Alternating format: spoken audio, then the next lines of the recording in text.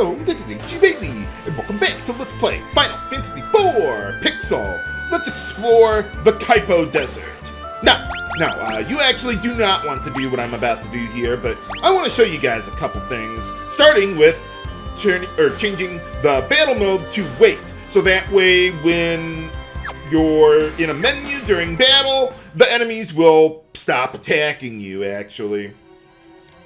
But yeah, I just want to show you guys a couple things around here first, starting with, let's see, so the way I have my controls set up, just like the Super Nintendo version, hold down the L and R buttons, and you'll run from battle there. But also, let me see, with Rydia, if you go into the item menu and then press up, you can select your weapon, or shield, I suppose, to cast a spell if it has one available. Or, you see where it says change equipment there, if you press the triangle button, then select your equipment, you can either remove it or switch it for something else. Well, that's pretty nice. But, let's see. Yeah, I don't want to do any of that. Let's get out of there, and let's run! And you notice, unlike every other version of the game, when you run from battle, you don't drop money in the Pixel version. So that's pretty nice. But anyway, who's this guy? What do you think you're doing here? I'm the knight. Oh. Okay, well, never mind then. But, yeah, we can't get past them until we progress with the plot and activate a sequence trigger. So, but I thought I'd show that to you since I don't think I showed that in any of my previous LPs of the game. But yeah, we gotta do some stuff around Kaipo before doing all that. So, let's see what we got around here. Oh, yeah, I noticed. Nice place you got here. Got some sort of, like, canals or something. Whoa! Well, watch out for that guy. Maybe that's what the old man was talking about. Oh. Anna and Tella, huh? I don't think I've heard of them before, but okay. Well, remember that for later viewers. Let's see, here we got our first equipment shops that we can actually use. Although I'm not going to, but you could if you wanted. Let's see. So yeah, I don't think I need anything here right now. You could buy a leather cap for later, but we're gonna find another piece of headgear coming up anyway, so I wouldn't bother with that. Rhea already has the best stuff around here, so I'm not gonna do anything with that there. And I think I'll leave just my inventory alone there too. Got another naming way around here, but no, I'll just stick with the default names to avoid confusion.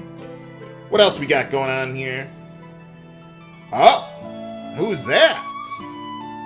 Nuts. I hope she's okay. Well, let's see what else we got going on here at the end. Oh, really? Huh. Oh, I wonder what happened. Well, I mean, we heard a little bit about what happened. But, yeah, get out of my way. Let's see, at the item shop here, you could buy some Maiden's Kisses, since we are going to run into the Toad status coming up. But if you know the enemy AI scripts, you can avoid it. So, yeah, I'm not going to bother with that. But you could if you wanted. Let's go hit up the bar around here. Kaipo Punch! Oh, I haven't heard of, what is that, Fabul yet. Damcyan. Oh, yeah, we ran into that guy ourselves. Oh, well, you got 4 customers right now. Seems like you're doing pretty good first thing in the morning. Oh, really? Maybe we can make some big money over there. I wonder how they keep people out. Well, I mean, I guess they got, like, an army or something or other, but okay. Let's see, what else do we got around here? Is it the best dancer in the game? Let's find out. Sure, why not?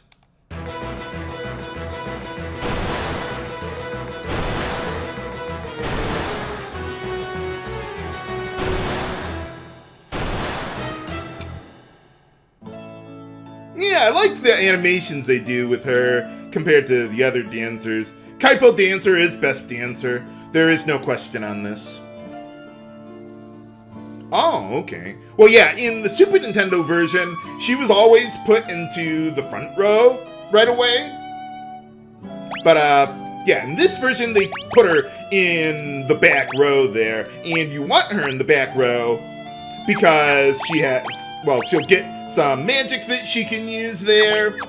And also the rod, let's see, if you press the square button, yeah, you get the description there, a little more detail than they show you in the Super Nintendo version of the game. And yeah, using a weapon as an item in battle can bypass being in the back row there, that is. So generally you want mages and long range attackers, like with a bow or arrow or something. You want them to be in the back row, while your melee characters, like Cecil, should be in the front row.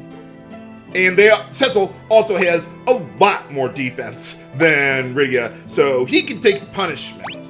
Not to mention, if you're in the back row there, enemies that try to attack you with melee attacks will have their accuracy cut in half. But it applies to you, too.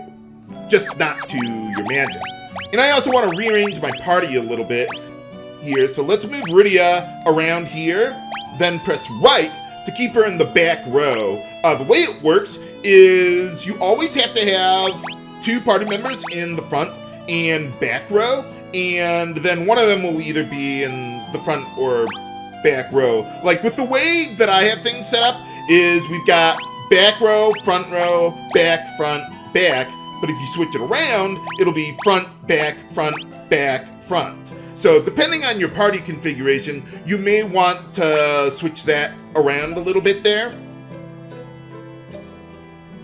The reason I want Rydia in the middle slot there, I don't know if it's a thing in the Super Nintendo, or in the Pixel version of the game, but in the Super Nintendo, if you put someone in the back row, their spell accuracy is increased for some reason. I don't know why. But if that's a thing here, great. If not, I wouldn't worry about it. Well, let's see what we got going on then. Oh, okay. So Damcyan is the kingdom that runs the whole place. I guess no one else wanted the desert, huh? Oh, okay. But yeah, over here, we got an ether, and I think that's the only item we can get here. Yep, that's all we got. Well, let's see what's going on over here. Hey, how's it going? Oh yeah, I heard about that. Nuts. Maybe she just needs more cowbell. No. But, uh-oh. How does everyone know where I am? What do you think this is, Xenogears? What the? Nuts. Oh, I'm very much alive. But, what can we do? Oh, okay. I like Sand Ruby better than another translation like Light of the Desert or something like that. But, well, I guess we gotta find more of one of these things. But, yeah, talking to Rosa there is the sequence trigger to get past the old man there. So, let's head on over there, eventually. Let's see, we also got a little weapon shop around here. Let's see, what do we got here? So, yeah, we've already got a rod for Rydia. I don't think we need a staff, but you could use it as an item to cure poison if you wanted, but I'm not going to be doing that. We also got the bow and the arrows, and one of the big changes of this version of the game is that you no longer have ammunition for arrows. You buy one, and that's it. You can use it infinitely. So, that's pretty nice. And also, bows and arrows have had their accuracy greatly increased. So, characters like Rydia, whose accuracy isn't going to be that great, like in previous versions of the game, but in this version, it could be passable damage if you really want it. But I'm not going to spend the money on that. I don't think it's worthwhile here. But I do use bows and arrows quite a bit more often than previous versions of the game. But alright, let's get out of here. And I want to find at least one new enemy around here. So let's see what we got. I could go north already, but I'm probably going to want to rest up at the inn before progressing. After finding a new enemy, Desert Sahagin. These guys are weak to ice, but I don't have a way of exploiting that right now. So I'll just have to go with what we got. There we go. Easy enough. Hooray! There we go. A little late on the blizzard spell there, but after winning that battle, we got three levels for Rydia. And learn a lot of spells. One thing about this particular version of the game is that the experience requirements for gaining a level have all been cut in half, which isn't quite as overpowering as you might think, because experience requirements are still exponential, so you'll only be like a few levels ahead of where you might otherwise be in previous versions, but it really cuts down on the grinding to learn certain spells by certain points in the game. So I like it, but yeah, getting more levels earlier really doesn't help so much for like your stats. I mean, it does, but I mean, it's not like anything that's game breaking. But it's more helpful for learning unique spells by certain points in the game, so that way you can go through things without grinding, or just go through things more optimally along the way. Now, there are a couple other new enemies that we could encounter around here, but I'm not gonna worry about that. We can find them later as well. And I'd like to try and keep my levels down a bit here. But, okay, yeah, let's just go auto battle. So, yeah, it still remembers my commands from the previous battle there. Wow, these guys' accuracy is pretty terrible. But, oh, right. Woo, a tent. Nice. But, okay, we got that going there. Let's see. Yeah, let's just make a little backup here. And check out the Underground Waterway. Let's go around here first a little bit before talking to the old man there. Well, Maiden's Gift might be useful. Not against these guys, though. Okay, so we got... what is that? Yeah, a couple new enemies around here. Vile Shell, those guys, there's nothing too special about them. But let me see what I can do with Rydia here. Yeah, why don't we go with the Chocobo summon on the water bug in the back there. Now, in previous versions of the game, you might want to do a little grinding with Rydia to learn the Thunder spell, because just about everything around here is going to be weak to it. But in this version of the game, that's not really as much of a problem. So now, let's use Goblin Punch on these guys. So yeah, a little stronger than using the rod in battle there. But whichever way you decide to go, we can kill them easily enough. But yeah, the water bug, if you cast like regular magic on them, they'll counter with Kuraja on themselves and massively heal themselves before they'll eventually run away. But alright, now we got the Thunder spell. Again, a little late for that, but I'll take what I can get. But yeah, it might be a good idea to get up to level 5 for Rydia before coming here in other versions. In this version, I don't think that's really worthwhile.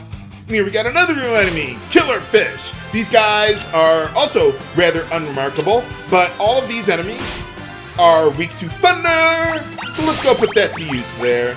Thunder, target all enemies. She should be able to kill most of them. Okay, well, that works. I'm going to wait for Rydia to get her turn, so that way I have a little more time to select Magic Arrow from the menu there. But alright, got all those guys, and we learned the Hold spell. That's another thing you can do to deal with the water bugs there, so they can't, like, counter with their healing. So that way you can use that and it could paralyze enemies. And at least in previous versions of the game, if you have Rydia in the middle there, then her accuracy with that would be increased. So that's pretty nice. I don't know if that's a thing in this version though, but I'll arrange my setup as though it is, at least. But alright, let's talk to this guy now. Since you've talked to Rosa, now he's more interested in talking. Oh, okay. What's going on? Oh, okay. What's the worst that could possibly happen? Oh, yeah, I suppose. Hey, alright. Oh, yeah, I kind of just burned her village to the ground, though. She might be a little traumatized. Oh, yeah, I suppose so. Well, yeah, there we go. That's why we're here. Why else would you be here? Level grinding? But now we got more party members with Sage Tella, who is unfortunately not nearly as overpowered as the previous game in the series, but I do want him to be in the back row. He's got access to both white and black magic, and he should be much more powerful than Rydia there with their intellect stat. And by the way, with individual stats, particularly intellect, that affects your magic damage. For every 4 intellect you get, you'll have another multiplier added to your spell there. So that's pretty nice. But that doesn't count on items, using them to cast spells, unlike the 3D versions of the game.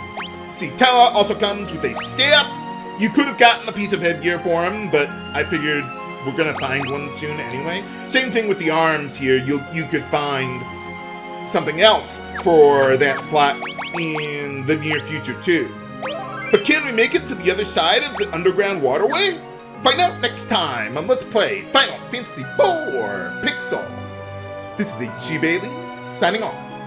Have a good day!